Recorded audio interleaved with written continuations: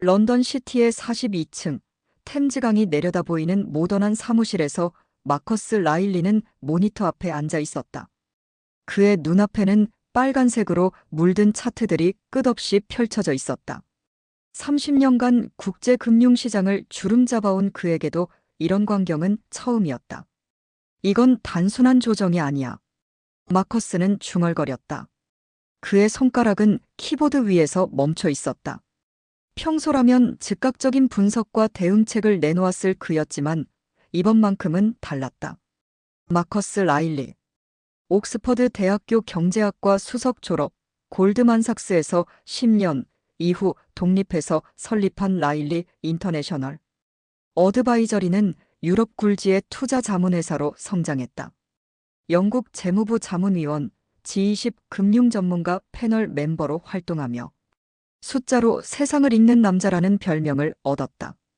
그런 그에게 2025년 3월의 금융시장은 이해할 수 없는 퍼즐이었다. 미국 국채 10년물 수익률이 8%를 돌파했고 다우존스는 연일 서킷 브레이커가 발동됐다. 유로화는 달러 대비 30% 폭락했고 엔화는 한 달러당 180엔을 넘나들었다. 트리플 약세. 마커스는 이 상황을 그렇게 명명했다. 채권, 주식, 통화가 동시에 무너지는 전례 없는 사태였다. 그의 핸드폰이 울렸다. 런던 파이낸셜 타임즈의 수석 기자 제임스 해밀턴이었다. 마커스, 어떻게 생각해? 이번 위기의 원인이 뭐라고 봐? 솔직히 모르겠어. 마커스의 대답은 평소답지 않게 솔직했다. 모든 경제 모델이 작동하지 않고 있어. 이건 단순한 경기 침체가 아니야. 그럼 어떻게 대응해야 하지? 마커스는 잠시 침묵했다. 창밖으로 보이는 런던 브리지 위로 사람들이 분주히 오가고 있었다. 평범한 일상이 계속되고 있는 것처럼 보였지만 금융시장은 이미 아비규환이었다. 지금은 기다려야 할 때인 것 같아. 전화를 끊고 나서 마커스는 다시 차트를 들여다봤다. 그때 그의 눈에 이상한 것이 포착됐다. 전 세계 주요 통화가 모두 약세를 보이는 가운데 유독 한 통화만이 강세를 유지하고 있었다. 한국 원화였다. 이상하군. 마커스는 더 자세한 데이터를 불러왔다. 원달러 환율은 오히려 1200원대에서 1150원대로 강세를 보이고 있었다. 다른 아시아 통화들이 모두 약세를 보이는 상황에서 말이다. 더 놀라운 것은 한국은행이 별다른 시장 개입을 하지 않고 있다는 점이었다. 금리 인상도 대규모 외환 시장 개입도 없었다. 그런데도 원화는 안정세를 유지했다. 도대체 무슨 일이지? 마커스는 한국 관련 데이터를 더 찾아봤다. 한국 종합주가지수 코스피는 다른 나라들처럼 급락하지 않고 있었다. 하락폭이 10% 내외에 그치고 있었던 것이다. 미국이나 유럽 증시가 30% 이상 폭락한 것과는 대조적이었다. 한국에 무슨 비밀이 있는 건가? 그날 밤 마커스는 잠들기 전까지 한국 관련 자료들을 뒤졌다. 경제 지표들은 특별할 것이 없어 보였다. GDP 성장률, 실업률, 인플레이션율 모두 평범한 수준이었다. 그런데 왜 시장은 한국을 다르게 평가하고 있는 걸까? 다음 날 아침 마커스는 결심했다. 직접 한국에 가서 확인해 보기로 한 것이다. 30년간 쌓아온 경험과 직관이 그에게 말하고 있었다. 이 위기의 답은 숫자가 아닌 곳에 있을지도 모른다고. 서울행 항공편을 예약해 주세요. 마커스는 비서 엘리자베스에게 말했다. 한국 출장이신가요? 일정을 알려주시면. 일정은 없어요.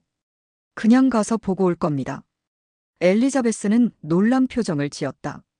30년간 마커스와 일해온 그녀도 이렇게 즉흥적인 출장은 처음 봤다. 비행기 안에서 마커스는 태블릿으로 최신 시장 데이터를 확인했다. 상황은 더욱 악화되고 있었다. 유럽 중앙은행이 긴급 금리 인하를 단행했고 일본은행은 무제한 양적 완화를 재개한다고 발표했다. 하지만 시장의 반응은 냉담했다. 승무원님, 한국 상황은 어떤가요? 마커스는 한국인 승무원에게 물었다. 상황이라고 하시면 무슨 상황 말씀이세요? 경제 위기 말입니다.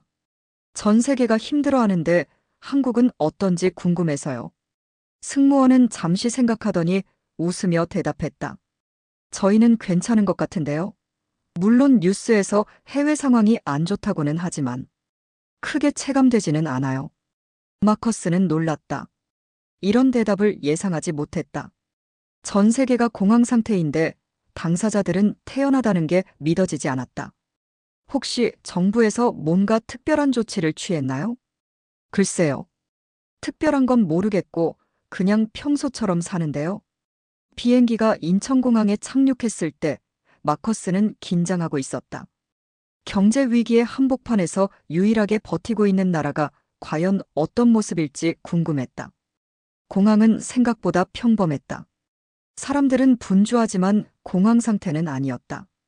환전소에서 파운드를 원화로 바꾸는데 직원이 친절하게 웃으며 응대했다. 혹시 요즘 환율이 많이 변동하나요? 마커스가 물었다. 그런 편이죠.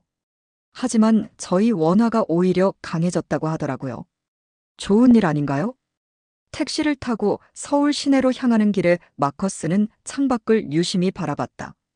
건설 현장이 여전히 활발했고 상점들도 정상 영업하고 있었다.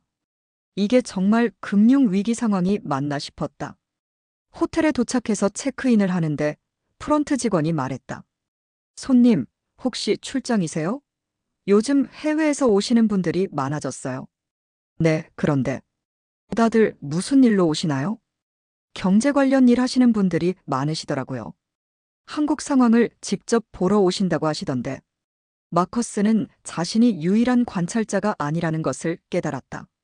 다른 금융 전문가들도 같은 의문을 품고 한국을 찾아오고 있었던 것이다. 저녁에 명동거리를 걸어보니 상황이 더욱 명확해졌다. 사람들은 평소와 다름없이 쇼핑하고 식사하고 웃고 있었다. 카페는 만석이었고 백화점도 북적였다. 정말 이상하다. 마커스는 중얼거렸다. 이 사람들은 위기를 모르는 건가? 아니면 위기에 무감각한 건가? 호텔로 돌아가는 길에 그는 한 가지 가설을 세웠다. 아마도 한국 정부가 상황을 숨기고 있거나 아니면 국민들이 현실을 제대로 파악하지 못하고 있을 것이라고. 하지만 이 가설은 다음 날부터 하나씩 무너지기 시작했다. 한국에 도착한 지 사흘째, 마커스는 미국에서 터진 폭탄 같은 뉴스를 접했다. 트럼프 대통령이 중국산 제품에 대한 전면적인 관세 부과와 함께 금융망 차단 조치까지 발표한 것이다. 중국과의 모든 금융 거래를 즉시 중단한다. 미국 금융 시스템을 통한 중국 자금의 유입과 유출을 차단한다.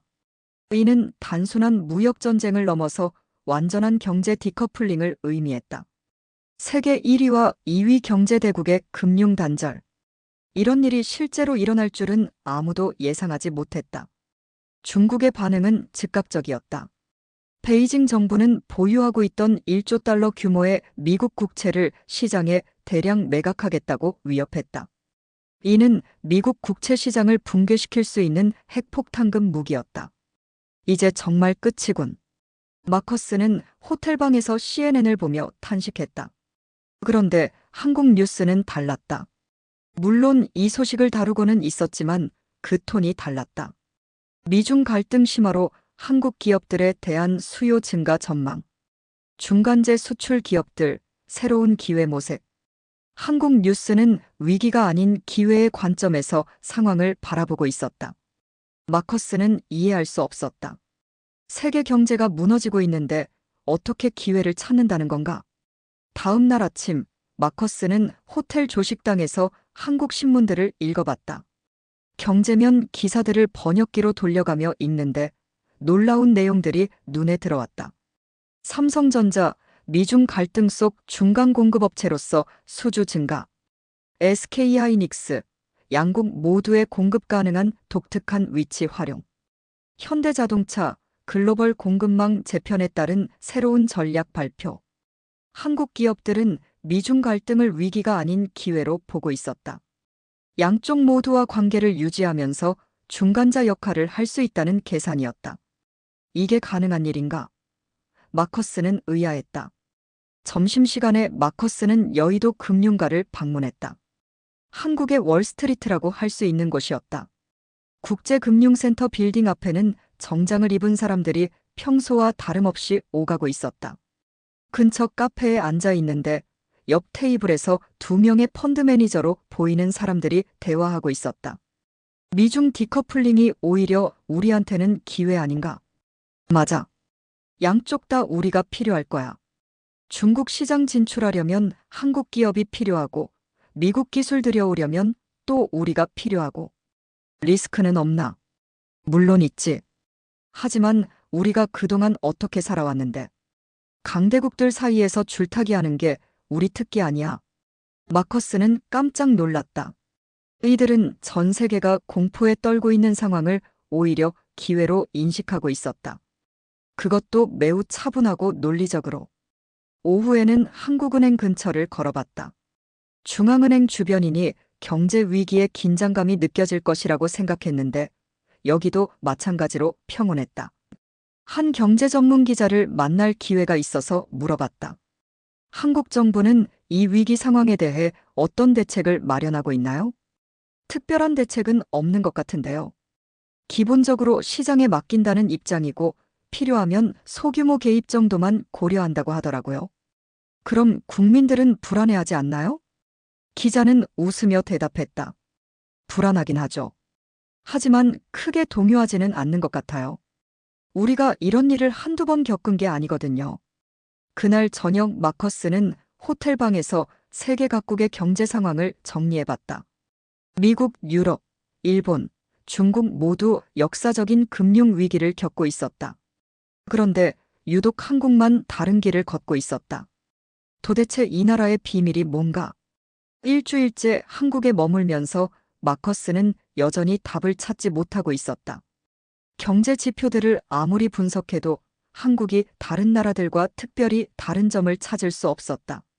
그래서 그는 다른 접근법을 시도해보기로 했다.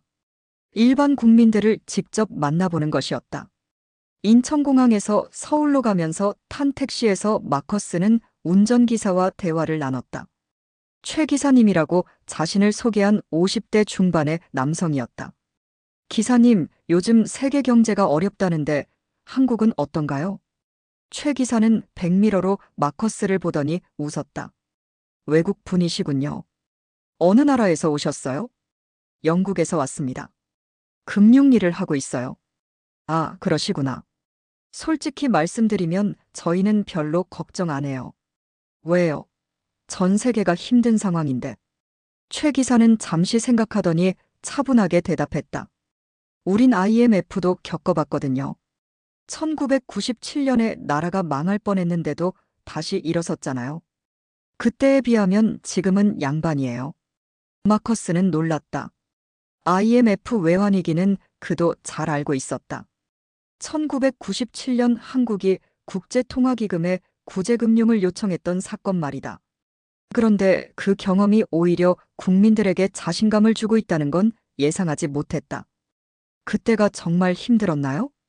힘들었죠. 회사들이 줄줄이 망하고 실업자는 넘쳐나고. 하지만 그때 우리가 뭘 했는지 아세요? 뭘 하셨는데요? 금 모으기 운동이요.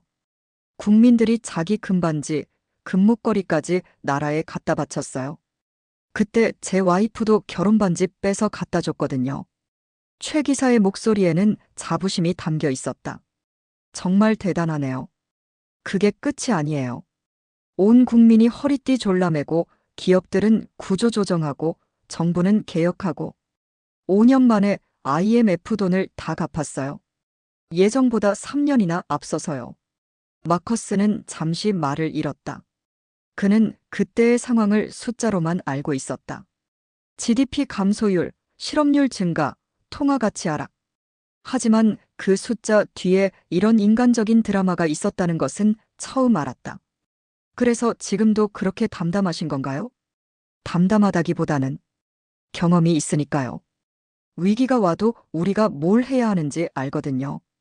그리고 무엇보다 우리는 혼자가 아니에요. 혼자가 아니라는 게 무슨 뜻인가요? 최 기사는 한강 다리를 건너면서 말했다. 이 나라 사람들은 어려울 때 서로 돕거든요. IMF 때도 그랬고, 코로나 때도 그랬고, 정부를 믿지 못해도 옆집 아줌마는 믿어요. 마커스는 창밖으로 흐르는 한강을 바라보며 생각에 잠겼다. 그가 지금까지 만난 영국인, 미국인, 유럽인들과 확실히 다른 멘탈리티였다. 개인주의 문화에서는 위기가 오면 각자 도생이 일반적이다. 하지만 여기서는 달랐다. 기사님, 혹시 정부 정책을 많이 신뢰하시나요? 최 기사는 웃으며 고개를 저었다. 정부요? 별로요. 어느 정부든 완벽할 수는 없죠. 하지만 이 나라는 정부만으로 돌아가는 게 아니거든요. 그럼 뭘로 돌아가는 건가요? 사람들이요. 서로를 믿는 마음이요. 택시가 호텔 앞에 도착했을 때 마커스는 최 기사에게 물었다. 마지막으로 한 가지만 더 물어봐도 될까요? 혹시 다른 나라에서 온 손님들도 비슷한 질문을 많이 하나요? 네, 요즘 많아요. 특히 경제 쪽 일하시는 분들이. 다들 우리나라가 어떻게 이렇게 안정적인지 궁금해 하시더라고요. 그럴 때 뭐라고 대답하세요? 최 기사는 잠시 생각하더니 말했다. 우리는 특별한 게 없어요. 그냥 서로 믿고 사는 평범한 사람들이에요. 그게 우리의 힘인 것 같아요. 호텔에 도착해서 내리면서 마커스는 뭔가 중요한 단서를 찾은 것 같은 느낌이 들었다. 그것은 경제 지표나 정책이 아닌 사람들의 마음가짐과 관련된 것이었다. 다음 날 아침, 마커스는 홍대 입구역 근처의 한 카페에서 아침을 먹기로 했다. 젊은 사람들이 많은 지역에서 한국의 일상을 관찰해보고 싶었다. 카페에 들어서자 적당히 분주한 평일 아침의 풍경이 펼쳐졌다. 대학생들은 노트북을 펼쳐놓고 과제를 하고 있었고, 직장인들은 커피를 마시며 하루를 시작하고 있었다. 마커스는 창가 자리에 앉아 아메리카노를 주문했다. 바리스타는 미나라는 이름표를 달고 있는 20대 중반의 여성이었다. 커피를 기다리는 동안 마커스는 주변을 관찰했다. 그런데 놀라운 광경이 눈에 들어왔다. 한 여학생이 노트북과 지갑, 스마트폰을 테이블에 그대로 둔 채 화장실에 가는 것이었다. 저런, 도둑 맞으면 어떻게 하지? 마커스는 걱정스러웠다. 런던이라면 절대 상상할 수 없는 일이었다. 몇 분 후 여학생이 돌아왔을 때 물건들은 그대로 있었다. 마커스는 혹시 이것이 우연인지 궁금해서 계속 관찰했다. 놀랍게도 이런 일이 반복됐다. 사람들은 귀중품을 테이블에 두고 자리를 비우는 것을 당연하게 여기고 있었다. 심지어 한 남학생은 아이패드와 지갑을 두고 밖으로 담배를 피우러 나가기까지 했다. 마커스는 참을 수 없어서 바리스타 미나에게 물었다. 저기요. 손님들이 귀중품을 두고 자리를 비우는데 도난 위험은 없나요? 미나는 고개를 갸웃하며 대답했다. 도난요? 여기서요? 그런 일은 거의 없어요. 정말요? 런던에서는 절대 불가능한 일인데. 아, 외국에서는 그런가요? 여기는 괜찮아요. 물론 100% 안전하다고 할 수는 없겠지만 대부분의 사람들이 그러고 있어요. 마커스는 더 궁금해졌다. 혹시 CCTV나 보안 시설이 특별히 좋은 건가요? 그런 것도 아니에요. 그냥 사람들이 그런 짓을 안 하니까요. 그런 짓을 안 한다고요? 미나는 당연하다는 듯이 말했다. 네. 남의 물건을 훔치는 건 나쁜 일이잖아요. 그리고 여기 온 사람들 대부분 학생이나 직장인들인데 굳이 그럴 이유가 없어요. 마커스는 충격을 받았다. 이것은 단순한 치안 문제가 아니었다. 사회 구성원들 간의 신뢰 수준이 근본적으로 다른 것이었다. 그럼 혹시 실제로 물건을 잃어버린 사람을 본 적이 있나요? 한 번 있었는데요. 그때도 다른 손님이 찾아서 주더라고요. 그분이 자리를 비운 사이에 핸드폰이 바닥에 떨어졌는데 옆 테이블 분이 주워서 카운터에 가져다 주셨어요. 마커스는 놀라움을 금할 수 없었다. 이런 수준의 사회적 신뢰는 북유럽의 몇몇 나라에서나 볼 수 있는 것이라고 생각했는데 한국에서도 이런 일이 일어나고 있었던 것이다. 정말 신기하네요. 이런 문화가 언제부터 있었던 건가요? 미나는 잠시 생각하더니 말했다. 글쎄요. 저는 어렸을 때부터 이랬던 것 같은데요. 할머니도 그러시고 부모님도 그러시고 그냥 당연한 거라고 생각했어요. 마커스는 이것이 경제 안정성과 어떤 연관이 있을지 생각해 봤다. 사회 구성원들 간의 신뢰 수준이 높다는 것은 거래 비용을 낮추고 사회적 효율성을 높인다. 이론적으로는 알고 있던 개념이었지만 실제로 목격하니 그 위력이 실감났다. 혹시 외국인들도 이런 문화에 대해 많이 놀라나요? 네, 많이 놀라요. 특히 서양 분들은 정말 신기해 하시더라고요. 어떻게 이런 일이 가능하냐고. 그때 카페 문이 열리며 한 외국인이 들어왔다. 마커스와 비슷한 연령대의 서양인으로 보였다. 그 사람도 주변을 둘러보며 같은 광경에 놀라는 표정을 짓고 있었다. 마커스는 그에게 다가가서 말을 걸었다. 혹시 처음 한국에 오신 건가요? 아, 네. 독일에서 왔습니다. 경제 연구 때문에 왔는데. 정말 신기한 광경이네요. 저도 영국에서 왔는데 똑같은 생각이었어요. 이런 수준의 사회적 신뢰는 정말 드물죠. 독일인 연구자는 고개를 끄덕였다. 맞습니다. 우리가 수치로만 보던 사회적 자본이 실제로 어떤 모습인지 보는 것 같아요.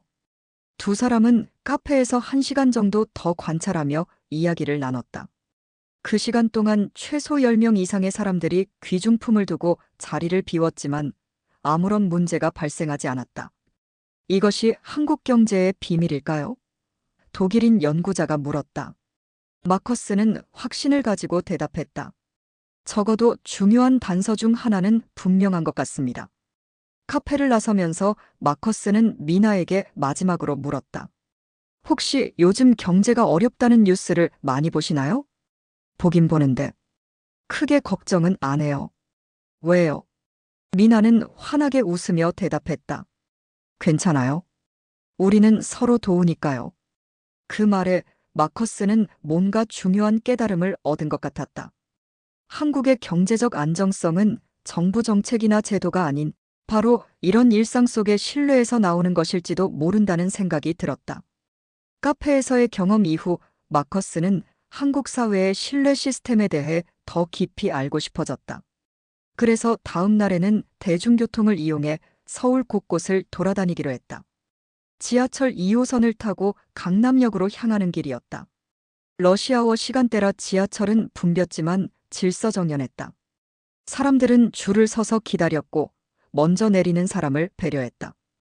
홍대 입구역에서 탈 때 마커스는 실수로 지갑을 떨어뜨렸다. 지갑 안에는 현금과 신용카드, 여권까지 들어 있었다. 몇 정거장을 지나서야 지갑이 없어진 것을 깨달았다. 큰일 났다. 마커스는 당황했다. 런던이었다면 지갑을 다시 찾을 확률은 거의 제로에 가까웠을 것이다. 그런데 강남역에 도착했을 때 놀라운 일이 일어났다. 한 20대 남성이 마커스에게 다가오더니 지갑을 내밀었다. 혹시 이거 당신 거 아니에요? 마커스는 깜짝 놀라서 지갑을 확인했다. 분명히 자신의 것이었다. 현금과 카드도 모두 그대로 있었다. 어떻게 찾으셨어요? 지하철에서 떨어뜨리신 걸 봤는데 그때는 말을 못 걸겠더라고요. 그래서 주워서 영무원한테 맡겼는데 영무원 아저씨가 외국인 분이 찾으러 올 거라고 하시면서 제가 직접 전해드리라고 하시더라고요. 마커스는 감동받았다. 이 젊은이는 굳이 자기 시간을 들여서 지갑을 찾아준 것이었다. 정말 고맙습니다. 어떻게 보답을? 괜찮아요. 저도 잃어버린 적 있는데 그때도 누가 찾아줬거든요. 지훈이라고 자신을 소개한 그 청년과 이야기를 나누며 마커스는 또 한 번 놀랐다. 혹시 이런 일이 자주 있나요? 네, 가끔요. 지하철에서 휴대폰이나 지갑 떨어뜨리는 사람들 있잖아요. 그럴 때 보면 주워주는 사람이 꼭 있어요. 정말 신기해요. 영국에서는 상상하기 어려운 일이에요. 지우는 고개를 갸웃했다. 영국에서는 안 그래요? 그럼 물건 잃어버리면 어떻게 해요? 그냥 포기하죠. 못 찾는다고 생각하고. 어머, 그럼 너무 불편하겠어요. 마커스는 지훈의 반응이 흥미로웠다. 이 젊은이에게는 남의 물건을 찾아주는 것이 특별한 일이 아니라 당연한 일이었다. 혹시 왜 이런 일을 하시는지 물어봐도 될까요? 왜요? 당연한 거 아닌가요? 제가 잃어버렸을 때도 누군가 찾아주길 바라잖아요. 골든 룰. 마커스는 속으로 중얼거렸다. 자신이 대접받고 싶은 대로 남을 대접하라는 황금률. 이것이 한국 사회에 자연스럽게 스며들어 있었다. 오후에는 명동의 한 백화점을 방문했다. 쇼핑을 할 생각은 없었지만 소비자들의 행동 패턴을 관찰해보고 싶었다. 백화점 지하식품 매장에서 마커스는 또 다른 놀라운 광경을 목격했다. 쇼핑카트를 끌고 다니던 한 할머니가 카트를 복도 한복판에 두고 어디론가 가버린 것이었다.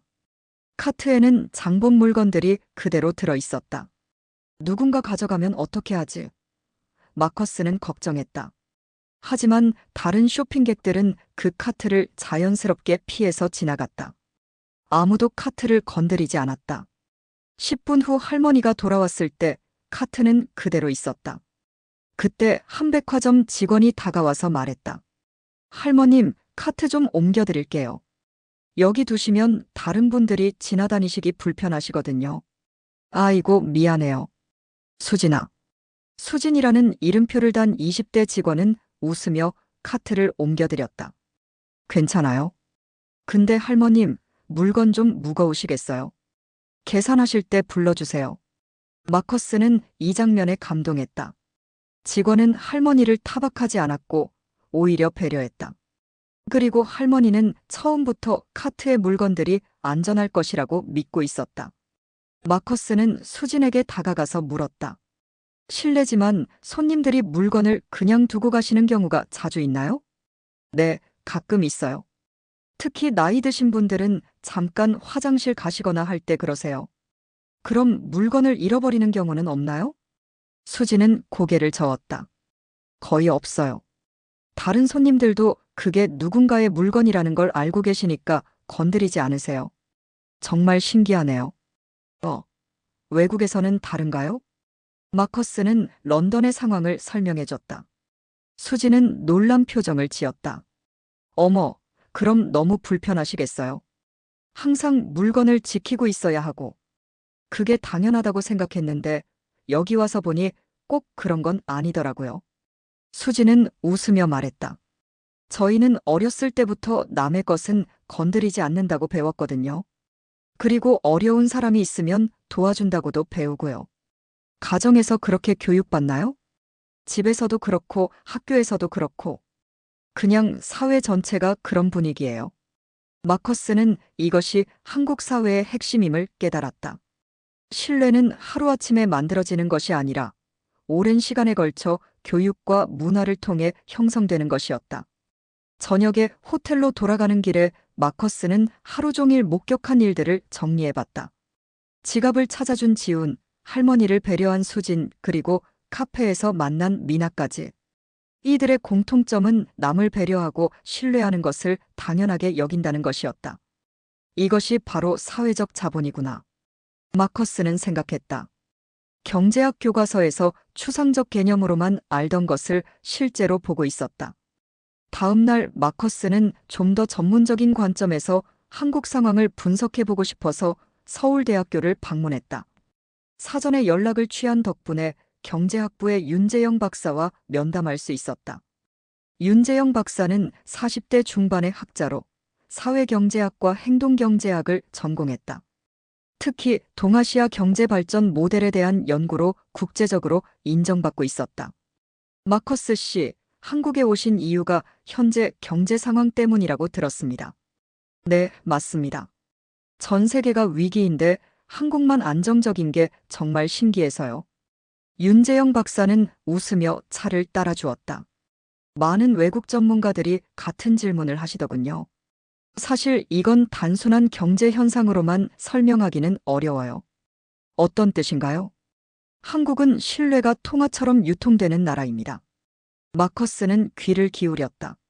좀 더 구체적으로 설명해 주실 수 있나요?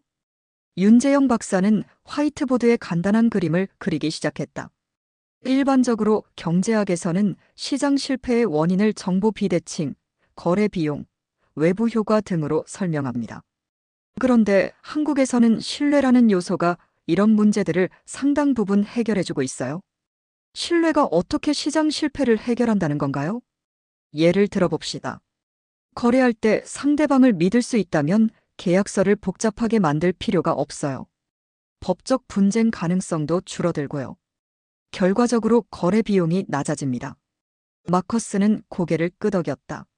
이는 경제학의 기본 이론과 일치했다. 그런데 신뢰라는 게 측정 가능한 건가요? 물론입니다. 세계 가치관 조사나 사회통합 지수 같은 것들이 있어요. 한국은 이런 지표들에서 최상위권에 있습니다. 윤재영 박사는 컴퓨터에서 몇 가지 자료를 꺼내서 보여줬다. 이걸 보세요. OECD 국가들의 사회적 신뢰 지수입니다. 한국은 북유럽 국가들과 비슷한 수준이에요. 마커스는 놀라면서 자료를 살펴봤다. 정말로 한국의 사회적 신뢰 지수는 스웨덴, 노르웨이, 덴마크와 비슷한 수준이었다. 그런데 이것이 경제 위기와 어떤 관련이 있을까요? 위기 상황에서 사회적 신뢰는 일종의 비공식 안전망 역할을 합니다. 비공식 안전망이요? 윤재영 박사는 IMF 외환위기 때의 사례를 들어 설명했다. 1997년 IMF 사태 때를 보세요. 정부는 거의 기능을 못했어요. 그런데 국민들이 자발적으로 금 모으기 운동을 했죠. 이건 어떤 정부 정책보다 효과적이었어요. 왜 그런 일이 가능했을까요? 사람들이 서로를 믿었기 때문입니다. 내가 희생하면 다른 사람들도 희생할 것이다라는 믿음이 있었던 거죠. 마커스는 이제 이해하기 시작했다. 그럼 지금 상황도 비슷한 건가요? 맞습니다. 정부가 특별한 대책을 내놓지 않아도 국민들이 불안해하지 않는 이유가 바로 이겁니다. 서로를 믿으니까 굳이 패닉에 빠질 필요가 없어요. 하지만 이런 신뢰가 어떻게 형성된 건가요? 윤재영 박사는 한국의 역사를 설명하기 시작했다. 한국은 오랜 기간 외침을 받아왔어요. 몽골, 왜구, 일제강점, 한국전쟁. 이런 위기 상황에서 살아남으려면 서로 도와야 했어요. 그것이 문화로 정착된 건가요? 그렇죠.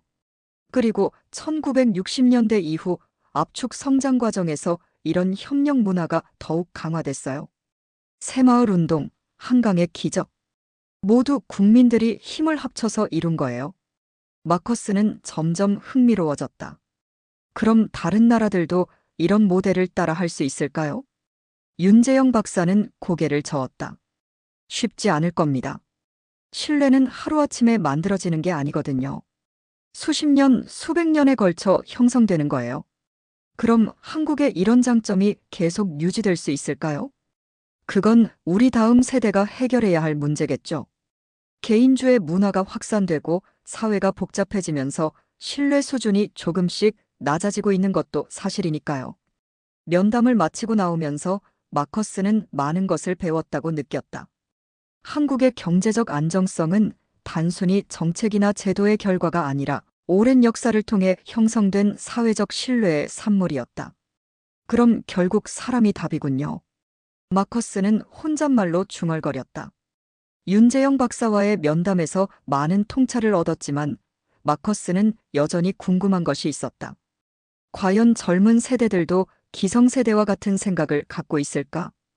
다음 날 오후 마커스는 한강공원으로 향했다. 주말이라 많은 젊은이들이 나와 있을 것 같았다. 반포 한강공원에 도착하니 정말로 20-30대들이 삼삼오오 모여서 피크닉을 즐기고 있었다. 마커스는 영어로 대화하고 있는 한 그룹에게 다가갔다. 대학생들로 보이는 4명의 젊은이들이었다. 실례합니다. 혹시 잠깐 이야기할 수 있을까요? 저는 영국에서 온 연구자입니다. 그중 한 명인 지연이라는 여학생이 대답했다. 네, 괜찮아요. 무슨 연구하시는데요? 한국 경제에 대해서 연구하고 있어요. 요즘 세계 경제가 어려운데 한국 젊은이들은 어떻게 생각하는지 궁금해서요. 지연과 친구들은 서로 웃으며 대화했다. 저희요. 크게 걱정 안 해요. 민수라는 남학생이 대답했다. 왜 걱정 안 하시는데요? 지연이 자신 있게 말했다. 우린 부모님이 IMF도 이겨낸 나라에서 자랐거든요.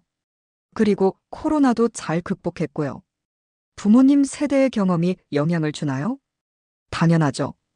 다른 친구인 현우가 끼어들었다. 어렸을 때부터 들어온 얘기예요. 어려운 일이 생겨도 다 함께 해결할 수 있다고. 마커스는 이들의 태도에서 놀라운 자신감을 느꼈다. 두려움이나 불안감은 전혀 없어 보였다. 혹시 취업이나 미래에 대한 걱정은 없나요? 걱정이야 있죠. 지연이 솔직하게 대답했다. 하지만 그것 때문에 절망하지는 않아요.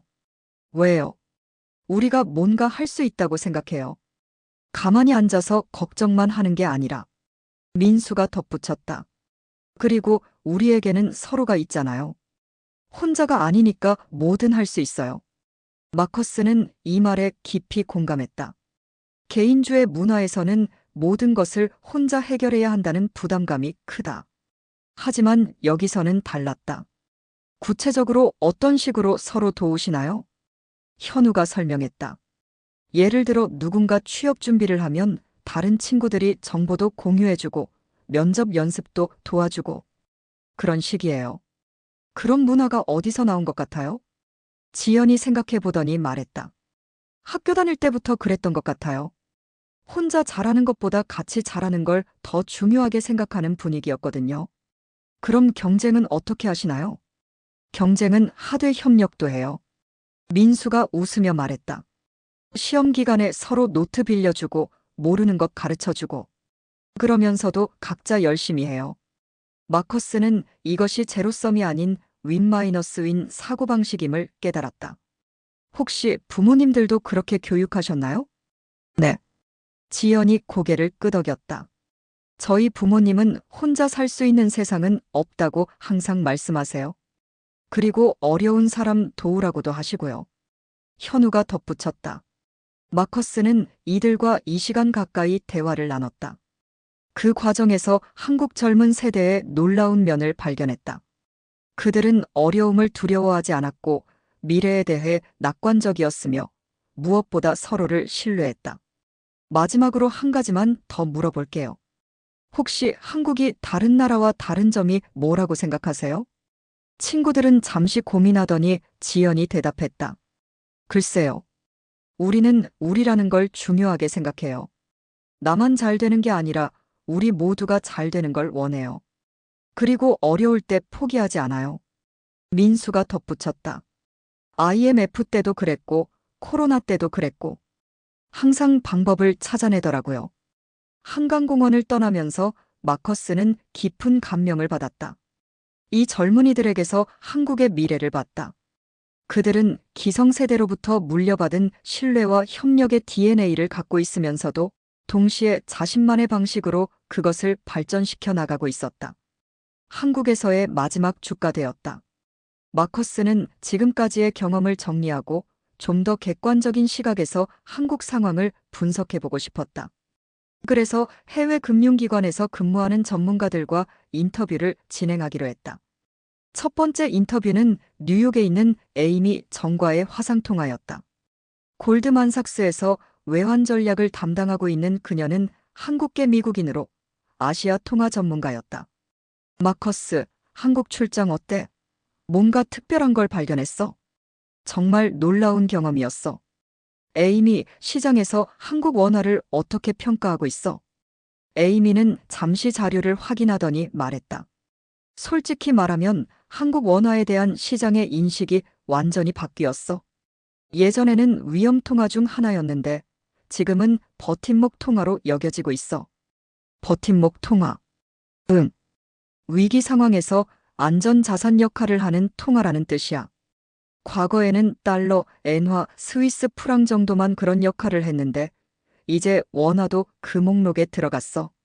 마커스는 놀라웠다.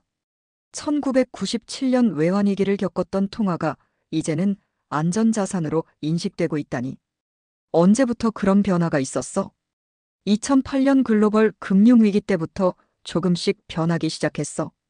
그때 한국은 다른 신흥국들과 달리 빠르게 회복했거든. 그리고 코로나 때도 마찬가지였고. 시장이 한국에 뭘 보고 그렇게 평가하는 거야? 에이미는 확신에 찬 목소리로 말했다. 한국인들의 대응 방식을 기억하고 있어. 위기가 와도 패닉에 빠지지 않고 질서정연하게 대처하고 빠르게 회복하는 모습을 시장이 학습한 거야. 구체적으로 어떤 면에서? 예를 들어 코로나 때를 봐. 다른 나라들은 봉쇄 조치로 경제가 마비됐는데 한국은 K-방역으로 경제를 계속 돌렸잖아. 시장은 그런 걸 기억해. 두 번째 인터뷰는 도쿄에 있는 다카하시 요시로와 진행했다. 노무라 증권의 수석 통화 분석가인 그는 30년간 아시아 금융시장을 지켜본 베테랑이었다. 다카하시 씨, 일본 관점에서 한국을 어떻게 보시나요? 흥미로운 질문이군요. 사실 우리는 한국을 주의 깊게 관찰하고 있습니다. 어떤 면에서요? 일본은 잃어버린 30년을 겪고 있습니다. 하지만 한국은 다르더군요. 위기가 와도 빠르게 적응하고 성장을 지속합니다. 다카하시는 차트를 보여주며 설명했다. 이걸 보세요. 1997년 이후 한국과 일본의 경제 성장률 차이입니다. 한국은 위기 이후에도 지속적으로 성장했지만 일본은 정체 상태예요. 그 차이가 어디서 나온다고 생각하시나요? 사회의 유연성입니다. 일본은 기존 시스템을 고수하려는 경향이 강하지만 한국은 변화에 빠르게 적응합니다. 변화 적응력이요? 네. 그리고 무엇보다 국민들이 정부를 믿는 것이 아니라 서로를 믿습니다. 이것이 큰 차이점이에요. 다카하시의 말에서 마커스는 중요한 통찰을 얻었다. 한국의 힘은 제도나 정책이 아니라 사람들 간의 신뢰에서 나온다는 것이었다. 시장에서도 그런 면을 평가하나요? 물론입니다. 투자자들은 숫자만 보는 게 아닙니다. 그 나라 사람들이 위기에 어떻게 대응하는지도 봅니다. 한국은 그런 면에서 신뢰를 얻었어요. 세 번째 인터뷰는 싱가포르의 리 웨이밍과 진행했다. UBS의 아시아 퍼시픽 지역 투자 전략 담당자인 그는 펀드 매니저들이 한국을 어떻게 보는지 설명해줬다. 마커스, 요즘 우리 클라이언트들이 한국에 대해 자주 묻더군. 어떤 질문들을 하는데? 한국 투자 비중을 늘려야 하는지, 원화롱 포지션을 가져가야 하는지. 그런 질문들이야. 그럼 어떻게 답변하시나요? 리 웨이밍은 웃으며 말했다. 나는 항상 이렇게 말해. 한국은 사람에 투자하는 거야 라고. 사람에 투자한다는 게 무슨 뜻이에요? 한국의 진짜 자산은 기술이나 자원이 아니라 사람들이야. 그들의 교육 수준, 근면성, 그리고 무엇보다 사회적 결속력이 진짜 경쟁력이거든. 그런 걸 어떻게 측정하나요? 직접적으로는 측정하기 어려워. 하지만 위기 상황에서 그 진가가 드러나지. 코로나 때 한국의 대응을 봐. 정부 지시 없이도 국민들이 자발적으로 마스크 쓰고 거리두기 하고. 그런 게 바로 사회적 자본이야. 마지막 인터뷰는 홍콩의 데이비드 첸과 진행했다. JP모건 프라이빗 뱅크의 시니어 포트폴리오 매니저인 그는 초고액 자산가들의 자금을 운용하고 있었다. 데이비드, 부유한 고객들도 한국에 관심을 갖나요? 엄청나게 관심 많아. 특히 중국 고객들이 한국 투자를 늘리고 있어. 왜 그럴까요? 안정성 때문이야. 중국 부자들은 정치적 리스크를 매우 민감하게 받아들이거든. 그런데 한국은 민주주의 국가면서도 사회가 안정적이야. 사회 안정성을 어떻게 판단하나요? 데이비드는 흥미로운 지표를 소개했다. 우리는 사회적 격차 지수라는 걸 봐. 소득 불평등뿐만 아니라 사회적 신뢰, 정치적 안정성 등을 종합한 지수야. 한국은 이 지수에서 매우 높은 점수를 받아. 그게 투자 결정에 영향을 주나요? 당연하지. 아무리 경제 성장률이 높아도 사회가 불안하면 투자하기 어려워. 반대로 성장률이 조금 낮아도 사회가 안정적이면 장기 투자가 가능해. 이 모든 인터뷰를 마치고 나서 마커스는 한 가지 명확한 결론에 도달했다. 시장은 한국을 숫자가 아닌 사람으로 평가하고 있었다. 그리고 그 평가는 매우 긍정적이었다. 인천공항으로 향하는 택시 안에서 마커스는 지난 2주간의 경험을 정리하고 있었다. 한국에 왔을 때의 의문들이 하나씩 해결되고 있었다. 기사님, 혹시 외국인 손님들이 한국에 대해 자주 묻는 질문이 있나요? 마커스는 운전기사에게 물었다. 요즘 많이 물어보는 게 한국 사람들은 왜 이렇게 차분하냐는 거예요. 어떻게 대답하시나요? 기사는 웃으며 말했다. 뭐가 특별한지 모르겠다고 해요.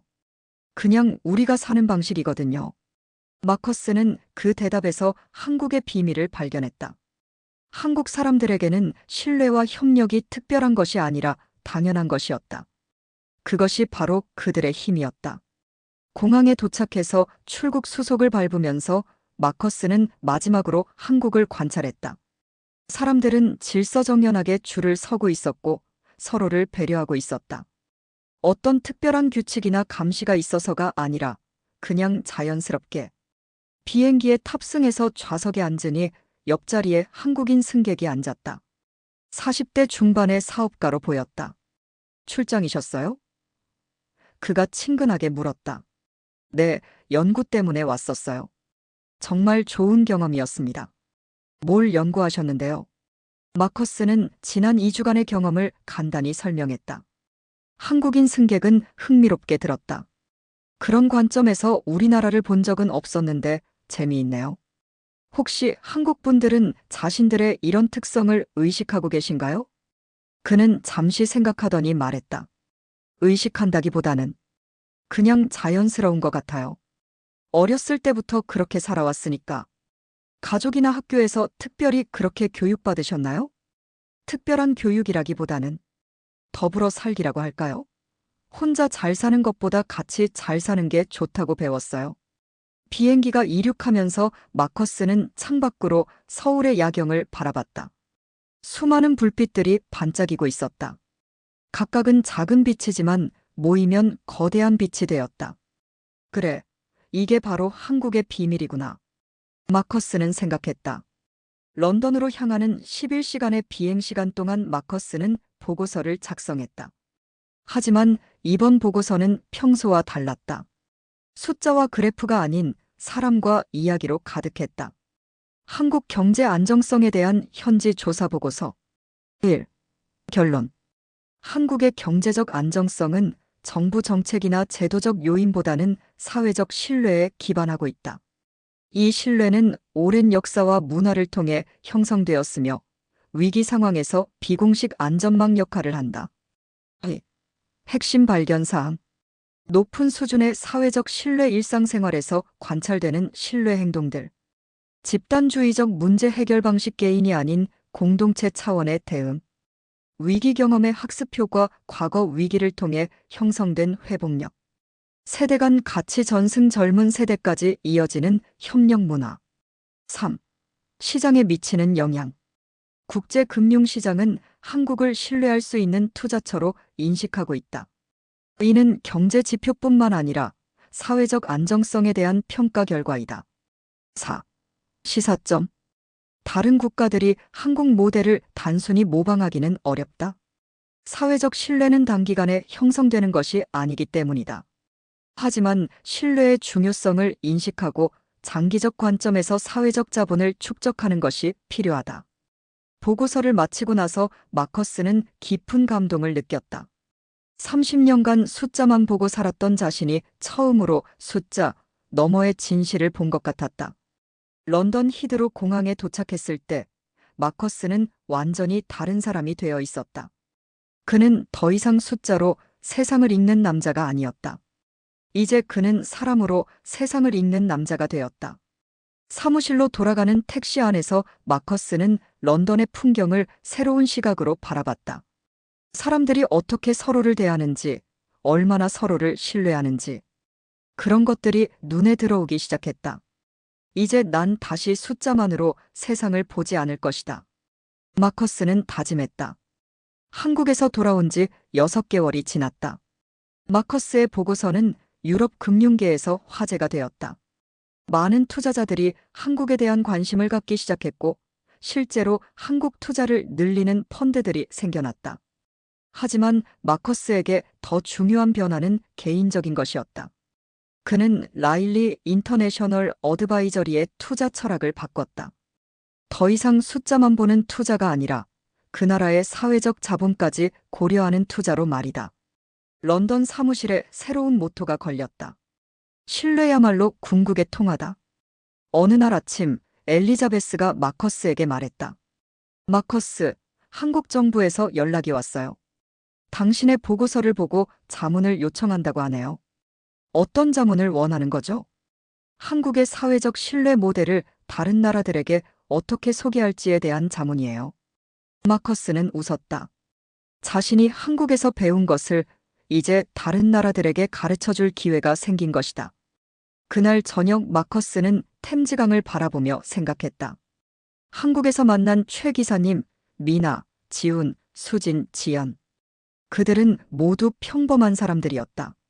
하지만 그들이 가진 신뢰와 협력의 정신은 그 어떤 경제 정책보다도 강력했다. 결국 경제도 사람이 하는 일이구나. 마커스는 깨달았다. 그의 핸드폰에 한국에서 온 메시지가 도착했다. 한강공원에서 만났던 지연이었다. 마커스 씨, 안녕하세요. 한국은 여전히 잘 지내고 있어요. 언제든 다시 오세요. 우리가 기다리고 있을게요. 마커스는 답장을 보냈다. 고마워요, 지연. 한국에서 배운 것들을 평생 잊지 않을게요. 곧 다시 갈게요. 창밖으로 런던의 밤이 깊어가고 있었다. 하지만 마커스의 마음은 따뜻했다. 한국에서 발견한 진짜 자산, 바로 사람들 간의 신뢰를 잊지 않고 있었기 때문이다. 신뢰야말로 진정한 통하였다. 그것은 위기 때 가치가 떨어지지 않고 시간이 지날수록 더욱 가치가 높아지는 유일한 자산이었다. 그리고 한국은 그런 자산이 가장 풍부한 나라 중 하나였다. 마커스는 이제 확신했다. 숫자가 말해주지 못하는 진실이 있다는 것을. 그리고 그 진실은 언제나 사람들 사이에 있다는 것을.